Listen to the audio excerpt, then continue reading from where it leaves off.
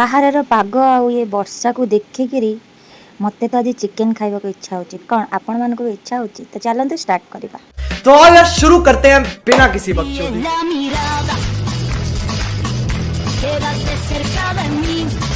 Chicken କରିବା ପାଇଁ ମୋତେ ଏହିସବୁ ମସଲା ଦରକାର ଥିଲା, ତ ମୁଁ ଏହିସବୁ ମସଲାକୁ ଭଲସେ ପୁରା ବାଟି ନେଇଛି। ଦେଖିପାରୁଥିବେ ମସଲା ଆମର ଏଠି ରେଡ଼ି ହେଇଯାଇଛି। ଏଠି ଚିକେନ୍ ଆସିଯାଇଛି, ଭଲସେ ଧୁଆଧୁଇ ହେଇଗଲା। ତାପରେ ଏଠି ଲୁଣ ହଳଦୀ ଗୁଳା ହେଇଗଲା। ତାପରେ କଡ଼େଇ ବସିଲା, ସୋରିଷ ତେଲ ପଡ଼ିଲା, ବାଟିକି ରଖିଥିବା ପିଆଜ ରସୁଣ ଅଦା ଟମାଟର ମସଲା ଦେଇଦେଲି। ଏଇଟା ବି ଭାଜି ହେଇଗଲାଣି। ଏବେ ଆମେ ପକାଇଦେବା ଚିକେନ୍। ତ ତାକୁ ଟିକେ ଆମେ ଏପଟ ସେପଟ କରିନେବା। ଏଠି ଚିକେନ୍ ଆଉ ମସଲା ଆମର ହେଇଯାଇଛି। ବାଟିକି ରଖିଥିବା ଗରମ ମସଲା ଆଦେହରେ ସବୁ ଦେଇଦେବା। ତାପରେ ତାକୁ ଆମେ କଷି ନେବା କିଛି ଟାଇମ୍। ତାପରେ ଲୁଣ ହଳଦୀ ଲଙ୍କାଗୁଣ୍ଡ ପକାଇଦେବା। ତାପରେ ଆମେ 5 ମିନିଟ୍ ପୁଣି କଷିବା। କଷିଲା ପରେ ଏଇଠି ଦେଖିପାରୁଥିବେ ମସଲା ଆମର ରେଡ଼ି, ଚିକେନ୍ କଷା ବି ରେଡ଼ି। ତା ଦେହରେ ପକାଇଦେବା ଆଳୁ ଟମାଟୋ କଞ୍ଚା ପିଆଜ। ତାପରେ ଏଠି କଷା ହେଇଯାଇଛି, ଚିକେନ୍ ମସଲା ପକାଇବା। ତାପରେ ଆମେ ଆକୁ ଗୋଟେ ତେଜପତ୍ର ପକାଇ 10 ମିନିଟ୍ କଷି ନେବା।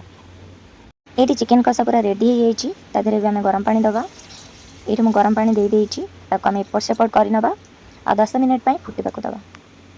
ତରକାରୀ ଏବେ ରେଡ଼ି ହେଇଯାଇଛି। ତା ଦେହରେ ଆମେ ଗରମ ମସଲା ଦେଇଦେବା ଆଉ କଞ୍ଚା ଲଙ୍କା ବି 4ଟା ପକାଇଛି, ଯେଉଁଟାକି ସ୍କିପ୍ କରି ହେଇଯାଇଛି। ତାପରେ ଏପଟ ସେପଟ କରିନେବା। ପ୍ରପରଲି ଆମେ ଗୋଟେ ନନଭେଜ୍ ଥାଳି ରେଡ଼ି କରିବା, ଯେଉଁଟାକି ମୁଁ ରେଡ଼ି କରିସାରିଛି। ଅଣ୍ଡା ତଡ଼କା, ଚିକେନ୍ କରି, ଡାଲି ଆଉ ତା ସହ ଆଳୁ ଚଟଣି ଆଉ ଭାତ। ଆଶା କରୁଛି ଆପଣମାନଙ୍କୁ ଭିଡ଼ିଓଟି ଭଲ ଲାଗିଥିବ। ଆପଣମାନେ ବି ନିଜ ନିଜ ଘରେ ଟ୍ରାଏ କରନ୍ତୁ ଆଉ ଖାଇକି ମୋତେ କମେଣ୍ଟ କରନ୍ତୁ କି ଚିକେନ୍ କରିଟା ଆପଣମାନଙ୍କୁ କେମିତି ଲାଗିଲା।